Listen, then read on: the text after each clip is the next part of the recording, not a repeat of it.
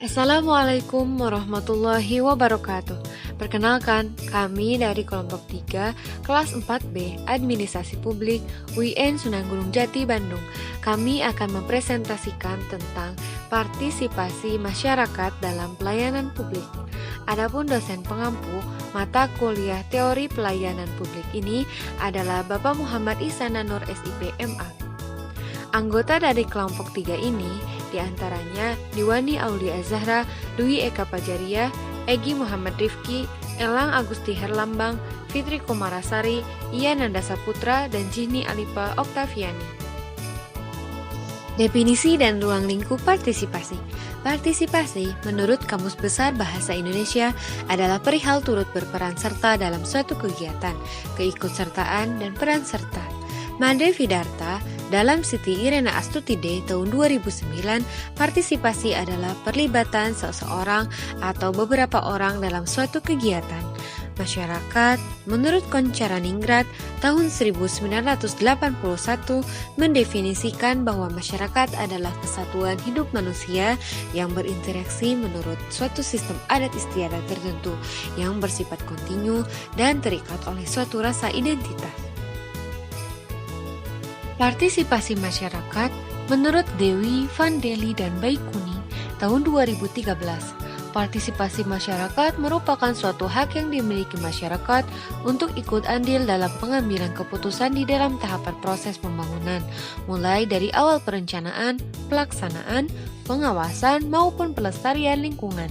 Di sini, masyarakat tidak hanya sebagai penerima fasilitas maupun manfaat, tetapi sebagai subjek pembangunan yang berkesinambungan. Ruang lingkup partisipasi. Menurut Ndraha dan Cohen dan Hoff, dalam Siti Irene Astutide tahun 2009, ruang lingkup partisipasi dalam pelaksanaan suatu program meliputi menggerakkan sumber daya dan dana, kegiatan administrasi dan koordinasi, dan yang terakhir adalah penjabaran program. Jadi dapat dikatakan bahwa partisipasi masyarakat dalam partisipasi pelaksanaan program merupakan suatu unsur penentu keberhasilan program itu sendiri. Adapun Gaventa dan Valderma mengidentifikasi 3 tradisi konsep partisipasi bila dikaitkan dengan partisipasi pembangunan masyarakat yang demokratis, yaitu partisipasi politik, sosial, dan warga. Nah, apa sih sebenarnya partisipasi politik itu?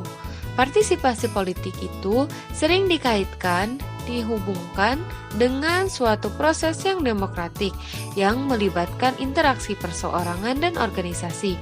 Partisipasi politik ini dihubungkan dengan demokrasi politik yang mengedepankan prinsip perwakilan dan partisipasi tidak langsung. Sedangkan partisipasi sosial lebih berorientasi pada perencanaan dan implementasi pembangunan. Partisipasi ini ditempatkan sebagai keterlibatan masyarakat terutama yang berkaitan dengan proses pembangunan dalam konsultasi data dan pengambilan keputusan pada semua tahapan siklus proyek pembangunan, dari evaluasi sampai penilaian, implementasi, pemantauan, dan evaluasi. Dan yang terakhir ada partisipasi masyarakat atau partisipasi publik.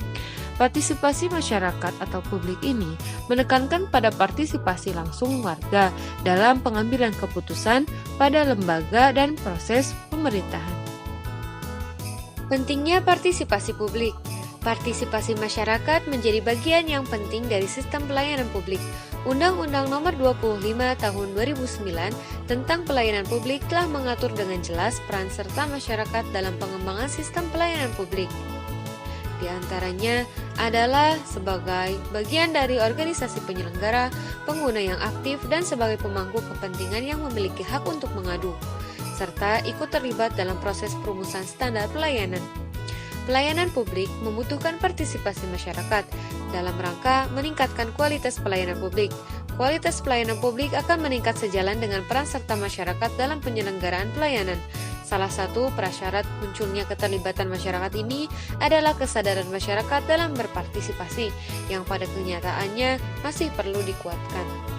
Partisipasi masyarakat terbentuk penyampaian keluhan atau pengaduan, aspirasi, pemikiran, kepentingan, dan permasalahan sebagai umpan balik dalam rangka perbaikan, peningkatan kualitas pelayanan publik. Menurut Purwanto tahun 2005 dan Dwianto tahun 2005. Tolak ukur keberhasilan pada pelayanan publik adalah pada keterlibatan masyarakat dalam perencanaan atau perumusan kebijakan terkait dengan layanan publik yang akan diberikan kepada masyarakat. Tahapan ini penting dan mendasar karena akan menjadi aktivitas yang menentukan untuk langkah dan jenjang berikutnya. Hal ini dilandasi oleh pandangan bahwa partisipasi masyarakat dalam proses perencanaan dan pengambilan keputusan akan melahirkan suatu perasaan yang positif bagi masyarakat, yaitu perasaan memiliki akan kebijakan, program, dan atau kegiatan pelayanan publik yang akan diselaraskan oleh pemerintah. Rasa memiliki ini kemudian berimplikasi pada lahirnya rasa bertanggung jawab untuk terlihat atau terlibat aktif dalam pelaksanaannya, sehingga kecenderungan untuk terjadinya keberhasilan pelayanan publik di daerah lebih bisa terjamin. Jenis-jenis partisipasi publik menurut Twinning Room terdapat 4 jenis. Yang pertama, partisipasi dalam pengambilan keputusan, yaitu yang berkaitan dengan penentuan alternatif dengan masyarakat, berkaitan dengan gagasan atau ide menyangkut kepentingan bersama. Wujud partisipasi dalam pengambilan keputusan ini antara lain seperti ikut menyumbangkan gagasan atau pemikiran, kehadiran dalam rapat, diskusi, dan tanggapan atau penolakan terhadap program yang ditawarkan. Yang kedua, ada partisipasi dalam pelaksanaan, meliputi menggerakkan sumber daya dana, kegiatan administrasi, koordinasi, dan penjabaran program. Partisipasi dalam pelaksanaan merupakan kelanjutan dalam rencana yang telah digagas sebelumnya, baik yang berkaitan dengan perencanaan, pelaksanaan, maupun tujuan. Yang ketiga, ada partisipasi dalam pengambilan manfaat. Partisipasi ini tidak lepas dari hasil pelaksanaan yang telah dicapai, baik yang berkaitan dengan kualitas maupun kuantitas. Dari segi kualitas dapat dilihat dari output, sedangkan dari segi kuantitas dapat dilihat dari persentase keberhasilan program. Yang keempat, partisipasi dalam evaluasi. Partisipasi dalam evaluasi berkaitan dengan pelaksanaan program yang sudah direncanakan sebelumnya. Partisipasi dalam evaluasi ini bertujuan untuk mengetahui ketercapaian program yang sudah direncanakan sebelumnya. Strategi pengembangan partisipasi publik. Maka, untuk mengembangkan partisipasi publik dalam pelayanan publik, diperlukan strategi atau langkah-langkah yang perlu dilakukan, seperti halnya yang dilakukan oleh Pemprov Jabar, mengenai penyusunan standar pelayanan publik, yang menggunakan strategi mengikut sertakan masyarakat dalam proses perencanaan dan pengambilan kebijakan, mengenai standar pelayanan publik, baik barang, jasa, maupun perizinan. Yang kedua, menentukan sejauh mana peran serta dan keterlibatan masyarakat dan instrumen apa yang digunakan masyarakat untuk ikut berpartisipasi dalam penyusunan standar pelayanan publik. Yang ketiga, mengimplementasikan strategi atau instrumen partisipasi yang dipilih tersebut.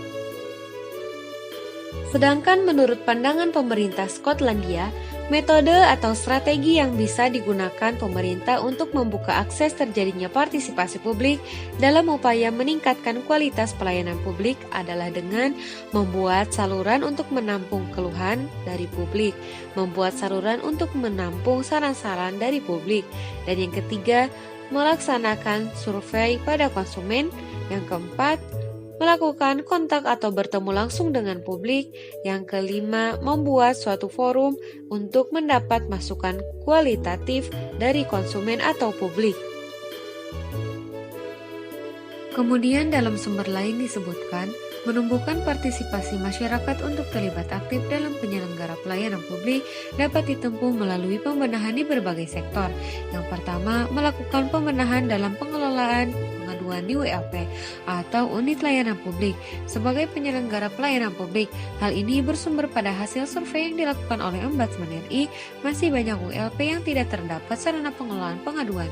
Yang kedua, mewujudkan sistem pengelolaan pengaduan pelayanan publik nasional atau SP4N yang terintegrasi dengan cara mendorong agar semua penyelenggara pelayanan publik baik di daerah maupun instansi vertikal, BUMN atau BUMD BHMN agar mengintegrasikan pengelolaan pengaduannya ke dalam sistem pengaduan nasional. Dengan adanya pengintegrasian ini, masyarakat tidak perlu khawatir lagi mengenai laporan mereka yang salah alamat. Yang ketiga, mendorong agar pengaduan yang masuk ke Ombudsman RI semakin meningkat setiap tahunnya. Ombudsman RI harus melakukan terobosan dengan pemanfaatan pengembangan teknologi gawai seperti membuat aplikasi pengaduan berbasis Android dan sejenisnya, sehingga prinsip penyampaian laporan atau pengaduan dari masyarakat secara mudah dan cepat dapat diwujudkan.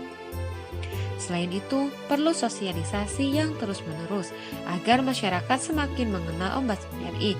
Hal ini dapat menjadi magnet untuk menarik minat masyarakat sehingga masyarakat terlibat langsung dengan kegiatan penyelenggara pelayanan publik.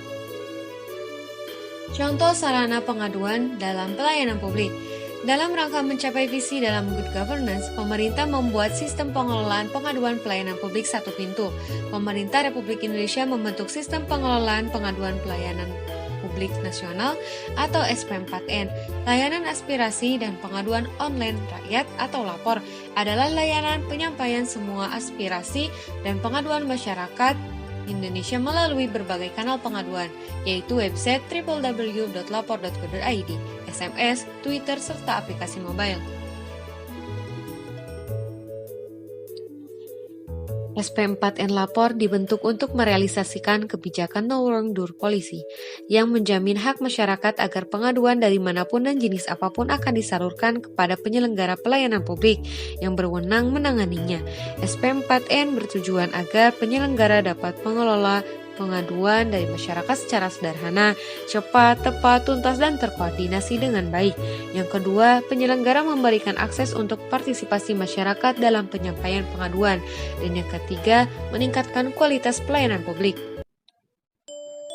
Sekian presentasi dari kami mengenai partisipasi masyarakat dalam pelayanan publik. Mohon maaf apabila terdapat kekeliruan. Terima kasih. Wassalamualaikum warahmatullahi wabarakatuh.